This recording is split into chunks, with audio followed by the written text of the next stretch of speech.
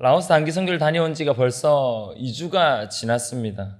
교회 행사와 또 이런저런 일정들로 인해서 오늘에서야 라오스 단기 선교 보고 예배를 드리게 되었습니다.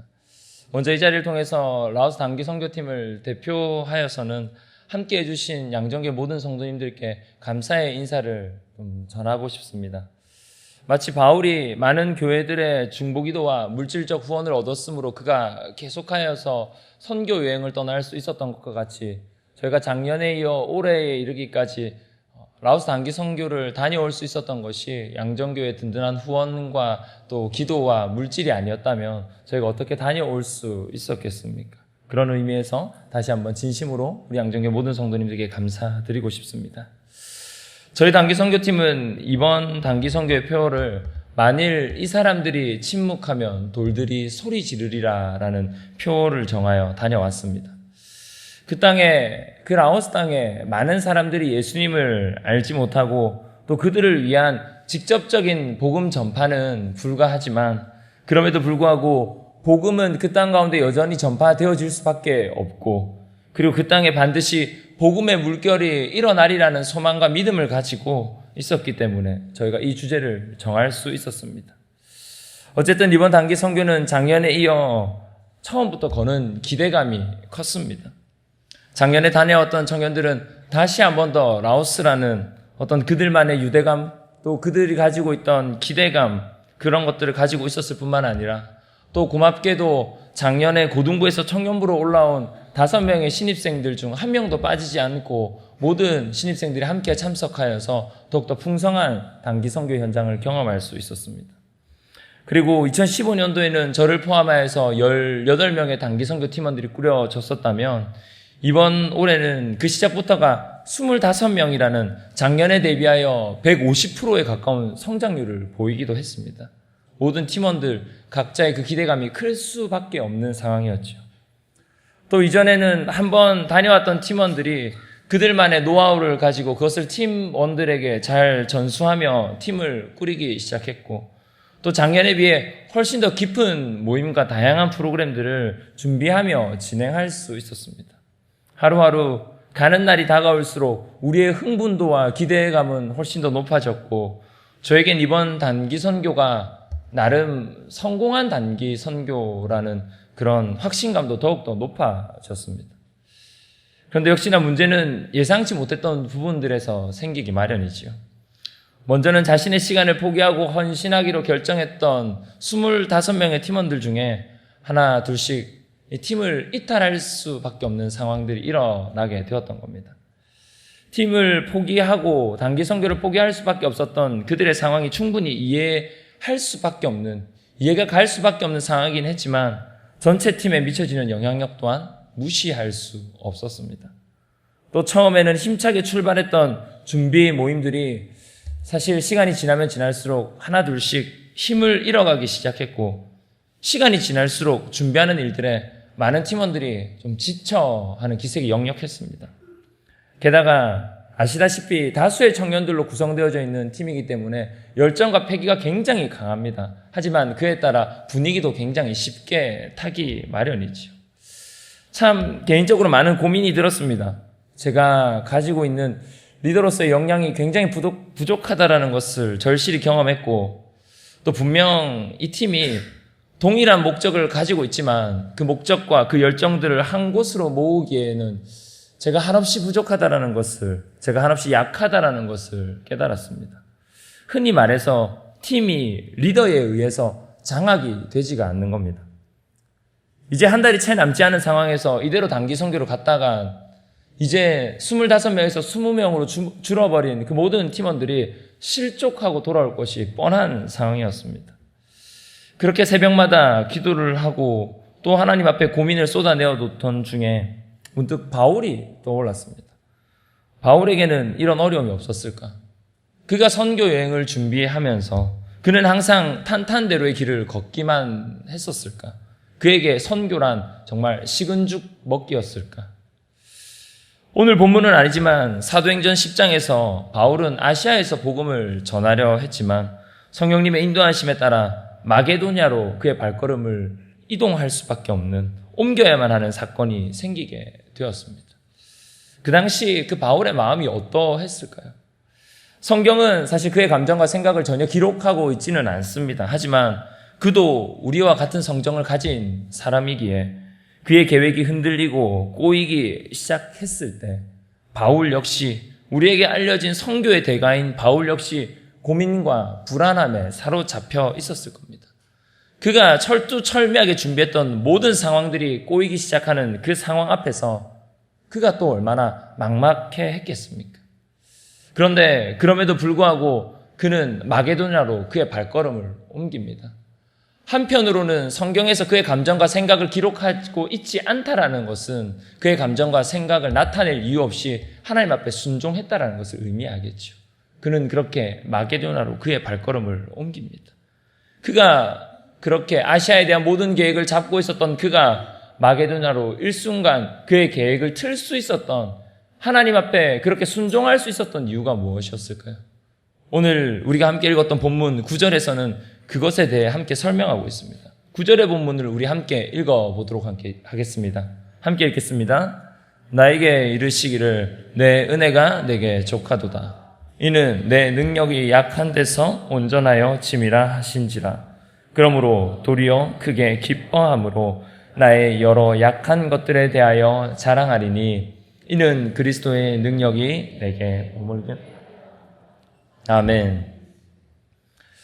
오늘 본문 9절에서 바울이 그렇게 하나님 앞에 단기 선교의 계획과 그의 선교의 계획과 여정들을 바꿀 수 있었던 아주 희미하지만 아주 어렴풋이 그의 마음과 그의 상태에 대해서 오늘 본문은 기록하고 있습니다.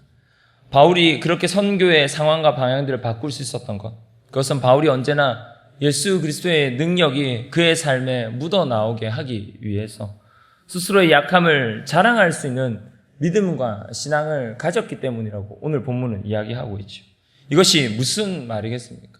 이것은 바로 예수 그리스도를 위해서 자신의 생각과 계획을 내려놓고 자신의 생각과 계획을 포기하고 그렇게 하나님 앞에 나아갈 수 있는 믿음을 가진 자가 바로 바울이었다라는 것입니다. 내가 죽고 내가 죽음으로 예수가 사는, 그래서 그의 생각과 의견을 성령님 앞에 내려놓고 순종할 수 있는 사람이 바울이었기 때문에 사도행전 10장과 같은 상황이 그의 삶 가운데 닥쳤을 때 그는 주의 말씀에 따라 성령의 음성에 순종하여 마게도냐로 그의 발걸음을 옮길 수 있었습니다. 원래 사람은 누구나 문제가 일어나고 상황이 흔들리고 변함에 따라서 나도 거기에 동요되고 흔들리고 마음이 상할 수 있습니다. 하지만 그런 내 자신을 예수 그리스도 앞에서 철저하게 내려놓고 그런 내 자신을 예수 그리스도 앞에서 포기하고 내려놓기 시작할 때, 그리고 그 상황 속에서 우리를 인도하시는 성령의 음성에 귀를 기울이기 시작할 때 우리는 바울처럼 의연하게 또 담대하게 담담하게 그 상황들을 이겨낼 수 있는 것입니다. 저는 이 바울의 상황들을 기억하며 또 오늘 본문의 말씀을 보며 바울을 통해서 저의 모습을 다시 한번 확인하게 되었습니다. 사실 제 속엔 단기 선교팀을 제 손 안에서 빠져나갈 틈이 없도록 만들고 싶은 그런 욕심과 욕망이 있었던 것이죠. 그런데 오히려 그 욕심과 욕망에 제가 빠져나갈 틈 없이 잡혀 있다라는 사실을 그제서야 깨닫게 되었습니다.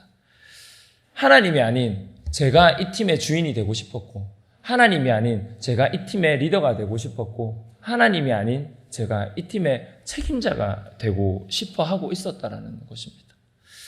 그런데 오히려 나의 강함으로 팀이 흔들리기 시작하고 크고 작은 어려움들이 생기기 시작하고 팀원들이 하나둘씩 힘들어하고 지쳐가고 무너져 가는 것이 발견되어지고 내 손에 내 팀이 장악되지 않는다라고 생각하니 이제 제가 흔들리기 시작하는 겁니다. 이때 제가 할 수 있는 것이 무엇이었을까요? 바로 오늘 본문에 등장하는 바울의 모습과 같이 내려놓는 것이었습니다. 포기하는 것이었죠. 제가 약함을 인정하는 것이었습니다. 저의 주권을 포기하고 저의 교만과 자만을 내려놓고 더 이상 팀을 내 손에 두려 하지 않는 것. 이제 팀의 주권을 주님께 내어드리고 팀을 주님의 손에 맡겨드리는 것이었습니다.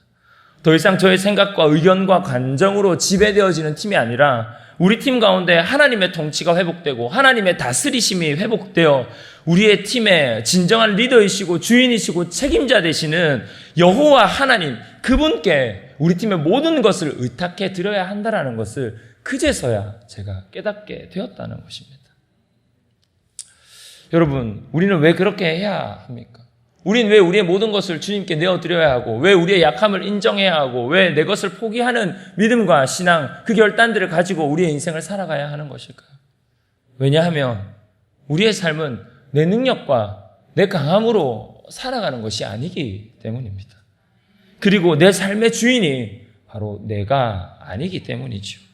주님만이 내 삶의 주인이 되시고 노래가 되시며 이유가 되어주시는 분이신데, 이번 학예연합수련의 주제와 같이 우리가 주님만이면 우리의 인생이 충분하다고 우리가 고백해야 하는 분인데, 그렇기 때문에 내가 강해서는 안 되고 오히려 내가 약해야 하고 내 능력이 드러나는 것이 아니라 주의 능력이 나타나는 삶을 우리가 살아가야 하는데, 정작 우리의 삶에선 내 강함이, 내 능력이, 내 자랑이 드러나고 있는 삶을 살아가고자 애쓰는 모습을 우리가 발견할 수 있게 되기 때문입니다.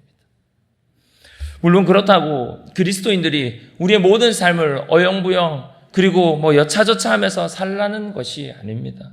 바울은 데살로니가 교회를 향해서 무엇이라고 이야기하냐면 일하기 싫거든 먹지도 말라라고 이야기합니다.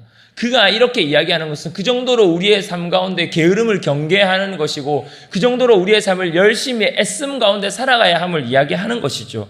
그래서 저 역시나 결과는 주님께 맡겨드렸지만, 우리의 강함, 그 결과가 나타나는 그 강함의 모습은 주님께 맡겨드렸지만, 그 과정은 포기하지 않고 여전히 열심으로 행할 수밖에 없었습니다.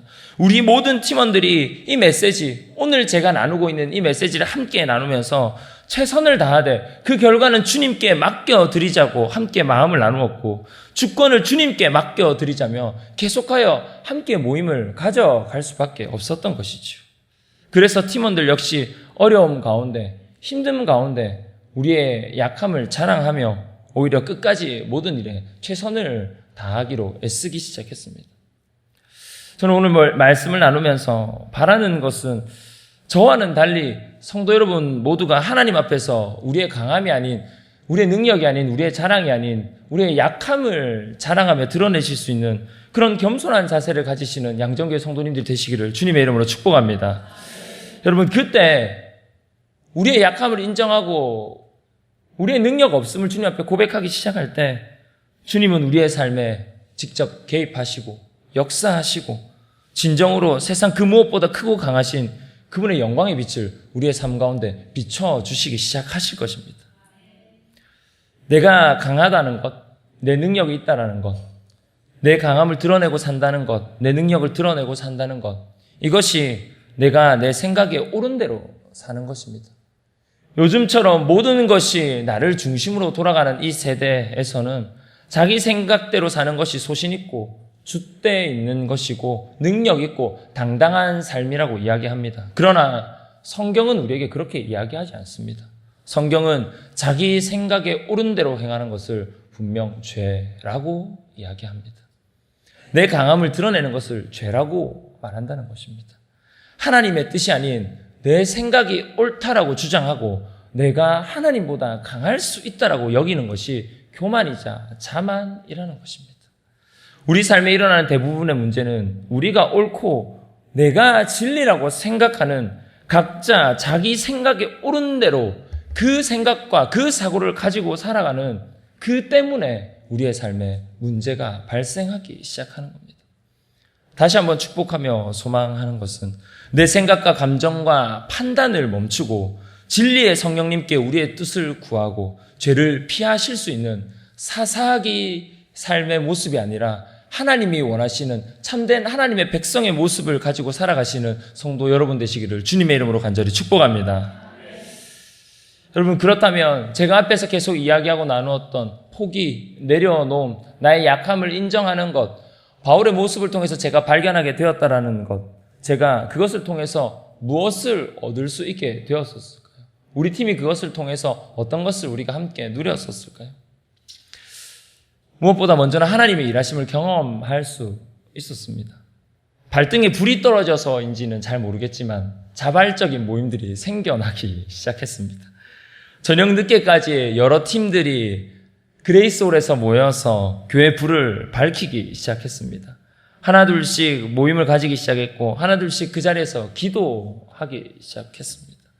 라오스 현지에 들어가서는 더 놀라운 일들을 경험할 수 있었죠. 현지 산족교회에서 예배 사역이 진행될 때는 모든 상황과 현장이 뒤엉키고 섞여버리는 대혼란을 저희가 경험하게 되었습니다. 그런데 그때마다 의연하게 대처하는 팀원들을 볼 수 있었고 비오듯 흐르는 땀과 함께 멈추지 않는 눈물을 흘리며 기도하며 예배하는 팀원들을 제 눈으로 똑똑히 확인할 수 있었습니다. 제 힘과 강제성을 가지고 통제하지 않아도 성령님의 질서 속에서 팀은 다들 각자에게 맡겨진 다양한 사역들을 잘 감당하고 있었고 또 저녁에는 나눔의 시간을 통해 서로를 칭찬하고 격려하며 축복하며 심지어 그 축복과 칭찬에 눈물 흘리며 함께 그 사랑을 나누는 교제의 시간도 함께 경험할 수 있었습니다. 우리 안에 보이지 않게 막혀 있었던 담들이 무너지는 것을 경험하기도 했고요. 또 만약 철없이 보이던 청년부 선배들이 후배들에겐 대단해 보이기도 했고 어린 줄만 알았던 후배들이 대견해 보이기도 하더라는 겁니다.